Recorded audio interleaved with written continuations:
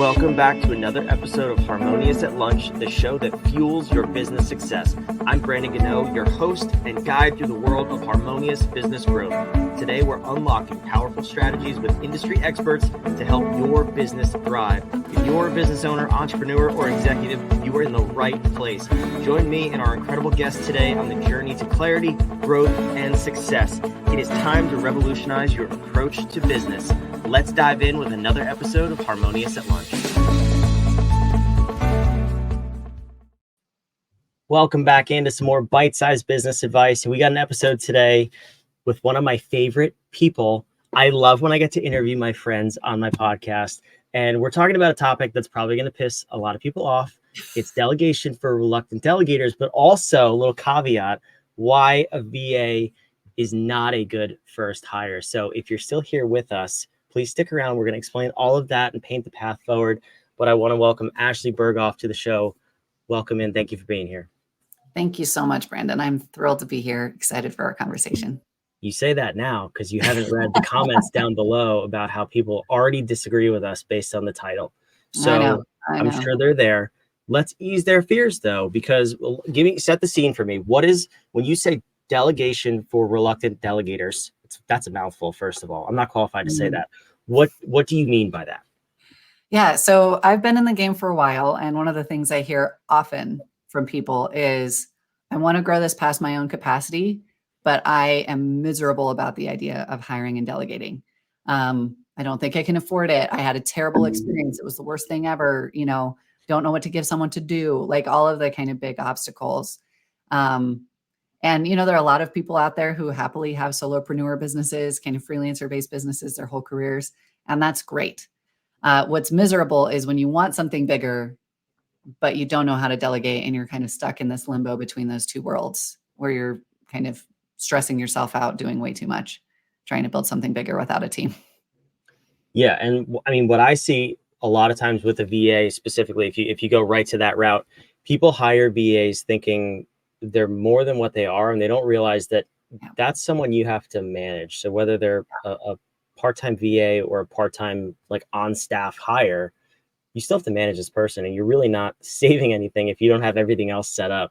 And I think that's what we're talking about today, with the why is a VA a bad first hire. So why don't we start to unpack that a little bit, and then definitely reassure people that there is an option, and we'll help them make a good first hire and actually delegate. But you tell me, in what you've seen, why is a VA a terrible first hire? Yeah, so virtual assistants are great at running systems that already exist, that are recurring, that are well-defined, that are well captured and tracked and managed.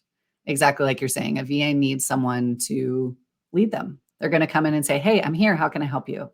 And that's no shade on virtual assistants. The other thing that is a big bummer is when I say virtual assistant, I'm specifically talking about kind of an administrative assistant level person, whether that's due to experience or role or whatever that is, right? There are about 150 different titles for people in an operations role in corporate. And for some reason out here in the entrepreneurial space, we've collapsed it into 3 at most, right? So there's a huge range. And so a lot of people will say, like, I'm a VA and I do way more than that. And you're right, but you probably need a different title, right? We need a lot more nuance around this. But like VA generalists, as kind of generally understood, are going to come in to execute the work. But if you're someone who doesn't already have amazing deep decks of well-defined work for them to do, you're going to just kind of stare blankly at each other across the screen while they're waiting for you to give them stuff to do. And you don't have time to do that. Yeah. So, well, first of all, why are there so many titles for operations in corporate? I understand on the flip side, the small business side, like we're anti-titles. We don't want to, just give titles out to give them out. But why is there so many different options in corporate? Yeah, I mean, I think in the corporate sphere, one of the things they get right is they recognize the power of operations generally, right? You have powerful people with kind of operations brains in corporate. They see it as a driver of value, of profitability. Efficiency can turn into huge numbers on the bottom line for them, right? They can streamline something 10% and all of a sudden make millions of extra dollars, right? So there's that. And then kind of an understanding of the path that people go through from the moment you kind of start out of college and kind of an admin assistant role and then move your way up over time. And I think there's kind of this thing in operation or in the entrepreneurship where most entrepreneurs don't enjoy that side, right? That's not what they're coming out of. They hated the kind of the structure and the kind of tightness of all the policies and procedures in corporate life. And that's why they're leaving, right? So they kind of want to pretend all of that doesn't exist and wasn't necessary, right? And a lot of times they're right in that it was way too restrictive, kind of killed the joy and the culture or whatever. But I think that's some of it. It's kind of this reaction of like, all of that structure sucks, so I'm going to live without any of it over here. And then there's also this kind of natural misunderstanding of like, oh, well, ops is just admin and admin's easy. So AI is going to take over all of that. So I should be able to do all this for free. And none of it matters that much. And I can just go out there and make a ton of money until, they start missing client deadlines, or they didn't show up to that really important sales call because they forgot it was on their calendar, or something gets left on the table because you don't have time to deliver it. And then all of a sudden it matters. And then they go to things and people say, go hire a VA. And they go hire a VA, but they don't know what to get them and they don't understand what operations is. And then they don't get much value from that relationship, right? Yeah, it's quite the line you just drew. Ops is admin, admin is AI, and we're all going to be obsolete. Please don't do that if you're running a business. Let's help anyone who agreed with that statement. Let's shake their brains a little bit. So we were talking before about, okay, VA, right to VA is bad, but you need a lot of systems and structure in place so that they can thrive, which I fully agree with. But what I also just heard you say is there's a lot of work now on my plate to get ready for a VA. So how do we start to chart this path? Because I think even a lot of our listeners are upper 6-7 figure revenue businesses. They have employees, but they're on that line of like, do I need just a part-time VA to help with maybe a number of people on our team streamline something or some things? Or do I need to make a hire and go full-blown COO and spend $250,000 a year? Like, there's got to be some in between. So help us navigate that road. Yeah. One of the things that we do at A Squared is we're wanting to have these nuanced conversations around like, how do you know what kind of support you need when, and how do you approach this? And one of the things that I use as a frame to kind of help people even think just really high level, like what level of person do I need, is thinking about the 3 types of work that you're doing, right? You're deciding what to do. That's type 1. You're designing how that work's going to get done. That's where systems come into play, or even just like, all right, we want to do this event. What are all the steps we got to do, right? Like project planning. That's type 2. And then there's executing on it, actually getting the thing done, right? Conception, planning, execution, you can use all sorts of different frames for this. When you start to think in those frames, a lot of times people then can start to realize like, oh, I don't need someone to just execute. I need someone to plan and execute. And that's where you can kind of start playing with terms like OBM, online business manager, or ops manager, or project manager. The titles are fluid, like you were saying. There's not a whole lot of definition or rigor around these, and that's fine. But what you need to know is kind of what level of person do I need to bring in? And for most people, it makes more sense to bring someone in at that P level. So COOs are up at the C level, right? They're at the conception level, deciding what to do. A lot of times you can hold off on that for a minute, but bringing in someone to help you take your ideas and turn it into a plan that someone else can execute is usually a good first step for people who don't love that part, which is most entrepreneurs, right? They can come in and say, all right, you want to do this stuff? Let's get all the puzzle pieces together. Let's figure out everything that needs to happen. And then we can talk together about who's doing what. We can project manage this process, right? And start to build an engine around it. That can kind of start to put some framing around when you go out there looking for someone, not just here's the list of stuff I need them to do, but also here's the level that I need them to show up at. And you can start asking questions and kind of even testing them. We have a whole testing process for our folks to make sure that they can show up at the level that you need them to, because no one's going to say they can't. So if you just say, oh, I'll just add an interview question, like, can you help me plan the work? They are going to say yes, right? You want to give them a chance to show you that they can do that and that they're willing to lean in and not do oh, I'm stuck, please advise, and keep kicking the, processing and figuring things out back on your plate, because that's not going to work. Yeah, that's no fun. That's not an effective hire. So that's the mid level, right? Yeah, and you put BAs, it sounds like maybe one step below that. hmm Yeah, the way, I define it. And again, you're going to meet some VAs who totally show up in these other areas. Mhm. But if they're charging you VA rates, you're underpaying them and they will eventually raise their rates, right? Absolutely. They'll figure it out that they're providing a lot greater value than the VA kind of standard rate makes sense, which is a whole nother soapbox I'll try to avoid getting on of the pay structures for these things. But for most folks, it's a lot better to get 10 hours a month of someone who can help you kind of plan and put structure and tracking around the work than 10 hours a week of a virtual assistant if you don't have a good, solid answer to how the work's getting planned. I mean, I love a good soapbox. You're more than welcome to, because the comments are going to be about you, not about me for once. So that's awesome.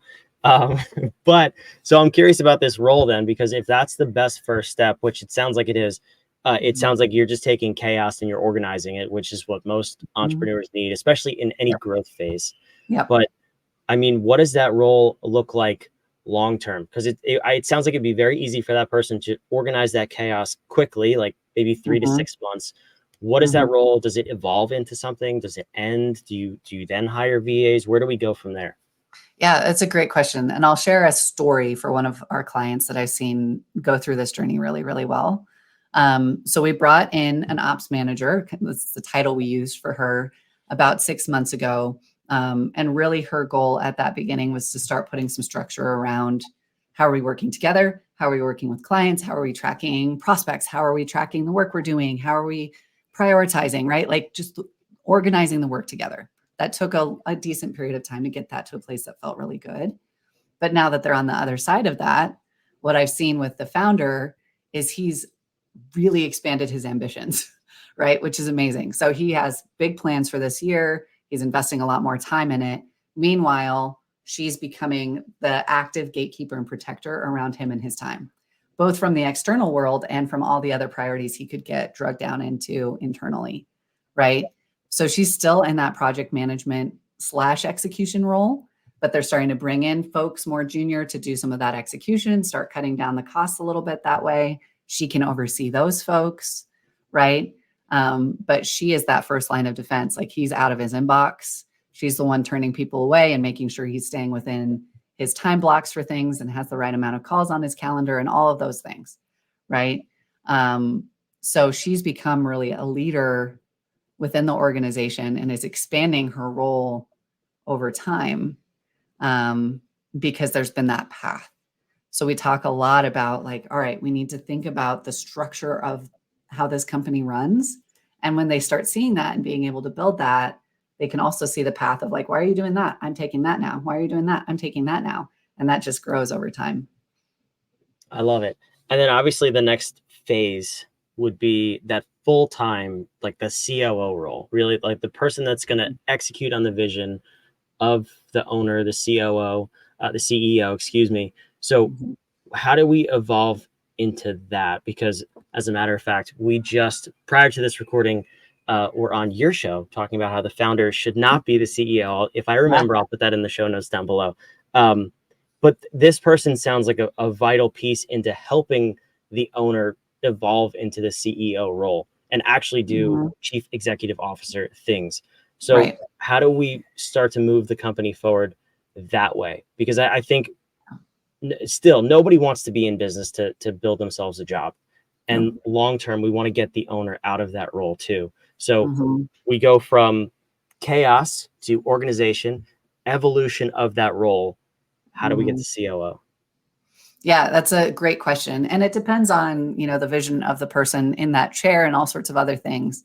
But what I've seen in practice happens is, you end up with a really, really great person in this chair and you start to kind of over time of getting to know them, kind of know the upper limit of what they can do. But you're always pressing against that, which is exciting because that gives them that growth and that kind of leading edge. But some folks like that's their spot, right? Like they're not going to be up here thinking about like, how are we going to drive profitability next year? How are we going to implement this huge, big initiative or add this whole arm to the business, right? Like they might not feel confident in that yet, right? But that's where you can start looking at things like, hey, we're going to bring in a fractional COO for 2 months to spin this up, and then they can go. And we have the person to help us run the engine going forward, right? or you're bringing in a fractional COO at that level who can kind of come in and bring 25 years of experience or whatever into where you want to go with it. But now you have the brain space to have those kinds of conversations with that person, because this person is running the engine of keeping things actually implemented in the business, right? So it can go either way. You know, I think a lot of times with folks, if we're kind of starting them at this early stage ops manager, they're kind of growing into senior ops manager, at least in the short term, right? It can take a number of years to get from there to more of like a COO level. And that might not be what they want, right? A lot of these folks, I'm speaking as an operator, love being an amazing project manager and keeping the train running. And that's good. You know, that's what they want. That's what they want to do. And they want to be respected in that. And they want to be challenged in that. They want to be key to the team. And they don't feel the need to go wax eloquent about long-term profitability or whatever. You know, Nothing more that's not boring very than long-term interesting. profitability, right? Ew, gross. Blech. I Who like how wants to you live in also that just forever? you kicked us out after 2 months. As you know, Mhm. we do fractional COO work, and you said, "Oh, you just bring them in and kick them out after 2 months." That was nice, Ashley. Thank you. Thanks. Appreciate Thank that. you. No, I mean, you could definitely have people come in and like that's their role for a long time, right? Like you're meeting a few times a month, you're looking at big picture strategy. You know, that CEO is coming through and holding you accountable as the CEO to like, hey, because you know, a lot of great CEOs, visionary founders need someone to put some boundaries, right? So it's All of like, them. oh, you know, last month you said you wanted to start this new arm to the business. This month you're saying you want to start this new arm to the business. That's a no, right? You need someone there to kind of curb the shiny object syndrome, keep you focused, keep the eye on the ball, the North Star priorities, all those things. And that can be an amazing long-term role, or it can be a short-term one, you know, but when you have the capacity to make use of a brain like that, things get really interesting. Yeah. No, I mean, I joke, but on a very serious note, like we're talking, this conversation has gone from $5 an hour for a VA to literally up to $500,000 and beyond per year for a full-time CO, like a good COO, Mhm, for like an average size small business. So mhm. that's a big difference. And Yeah, to bring someone like that in for 2 months to be able to set you up for a full year of execution, I mean, yep, that could make you wildly profitable. So I yeah. kid, but it is a great resource to have. Um, Yeah, yeah, just knowing when and how to leverage right. more senior talent to then push things back down to more, you know, junior implementation on the team. Because then later is when you can make really great use of admins and VAs and operations coordinators, kind of people who aren't going to cost as much even as your ops manager, but you have everything to help them thrive. Yeah, Right? absolutely. So, I mean, I love this conversation. It makes so much sense. And to most people don't clearly understand the difference between the 500,000 and the $5 an hour. Yeah. Um, I don't mean from a monetary perspective, but they go in, like we said, wanting a VA to do COO level decision Yeah. making strategy work. Yeah. And it's just not the best, most efficient use of your resources for your business. So let's Right. bring this back to delegation for reluctant delegators. If that's where you find yourself right now and you just need to start getting things off your plate to get that clarity, what would you say is the best next step? Yeah, yeah. So I think the biggest first question is why? You know, why are you feeling reluctant to delegate? And where do you want this business to go? So, you know, one of the analogies I try that I don't know if people like it as much as I like it is like if you think about freelancing as hanging out on a boat and drinking a margarita and building a team-based business as scuba diving, what I see a lot of businesses doing is sitting on the boat in scuba gear, right? So if you're kind of in that spot of like, yeah, I want to scuba dive, but I'm not jumping in. The first big question is why, right? Do I want to build a team-based business? And if so, okay, now it's worth like figuring out and working through whatever's keeping me from doing this thing, right? Um, if it's budget, what I would recommend to the point of everything that we're saying is fewer hours of a person at the level that you need, right? Instead of saying, oh, I can only afford a VA.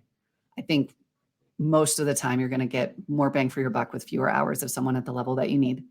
If it's you had a bad experience in the past, hopefully this conversation kind of helped be like, oh yeah, I got someone at the wrong level. Or it could be just it was the wrong person. And one of the things that I talk to people about is kind of treating it like a bad breakup, right? When you've had a bad breakup, a lot of times at the very beginning, you're just like, I quit love. I'll never date again, right? You quit too much. And then over time, you kind of move the line back to something reasonable. Like, okay, what really happened there is I was dating a narcissist. So maybe I don't date a narcissist again, right? You find the right level of quitting to match your previous experience. But most of us start way too broad and then we have to bring it in. And when you think about it that way and kind of acknowledge the real pain that comes with a bad hiring experience and a bad team member, that can kind of ground that process of then saying, okay, I have what I need to try again and have a better chance of success next time. So yeah, there's lots of, stuff that goes into that. But in terms of preparing to have better success, the first thing that I recommend always is just getting a big picture view of where you want this person to be, the engine you want them to run, right? So we use just a mind mapping tool to do that, where if it's your client experience, it's like, okay, someone says yes, what happens? Great. What happens next? What happens next? What happens next? Let's get it all down on paper. It doesn't have to be pretty. And then you can look at that and say, all right, I need somebody to own all of this. And here are the pieces I want to keep. And that becomes the basis of knowing what level you need and what you need that person to do. And it helps them see what they're fitting into big picture wise, which gives them that path to taking more leadership and ownership over time. If you give them kind of a bucket of car parts and ask them to build a car, that's really hard. It's not going to go well. I No. like that analogy. That makes sense. And you have a resource to help the listener figure that out, right? Is that Yes. the resource I put on the screen here? Tell me about that. Yes. Yeah. So our playbook, we aren't hiding information behind the paywall here. We really see what we do is helping people do the thing that's really hard. So this playbook is really step-by-step everything we do with our clients when they're coming in and we're kicking them out of their operations, right? So the promise that we make to our clients is you don't have to figure out how to use us. You don't have to figure out what level you need. You don't have to figure out any of that. You just have to answer our questions. That's it, right? And what we're going through with them is what's in this playbook. So it's pretty long. You can kind of skim it or dive in deeper, but it's meant to give you a picture of step by step. This is how we prepare people to have a really good experience with someone they hire, how we find those people, how we vet those people, how we onboard them, how we support them to kind of getting further and further out of the weeds of their business over time. And if you read that and you're like, this is great, I'm going to go implement it myself, then amazing. I hope it's an amazing resource for you for that. Your questions are probably not as hard as the ones you asked me on your show. You stumped me with those 3 questions, but they were impossible questions. Again, we'll put that down in the show notes. Yeah, I really hit it hard. I don't and the resource that Ashlee mentioned, we'll also put that down in the show notes. So you can go check that out. Check out the playbook. But speaking of questions, I love to end these episodes with a question, but it's a question from you to the listener. We believe that powerful questions get powerful answers. And what I want to know is, in the context of this conversation about delegation, that next hire, the person that's going to help you organize your chaos, what is the powerful question you want the listener to ask themselves until they get that answer? Oh, that's a really good question. I think at a foundational level, the big important question is, what vision do you have that you can't achieve without a team? If you answer that question like, actually, like, I really want freedom in my lifestyle and I want to just do the work I'm doing, the hard parts of learning to lead and build a team, you might find it's not worth it, right? But if you drill down and you're like, here's this big, beautiful, hairy, audacious vision that I have, and I can't get there by myself, coming back to that over and over again will help you go through this process and keep at it instead of giving up. I love it. That's such a great question. Very, very cool. Ashlee, thank you so much for being here. This is a great episode. Thank you, Brandon. I appreciate you a lot. For those of you watching, listening, wherever you are, first things first, the link is in the show notes. Go check it out. Download a copy of the playbook to get yourself out of your operations, out of your business, so you can have that freedom back. And second, of course, subscribe. We love bringing these episodes to you 5 days a week to help you grow your business and ultimately build the harmonious business and life that you set out to achieve in the first place. We'll see you on the next episode of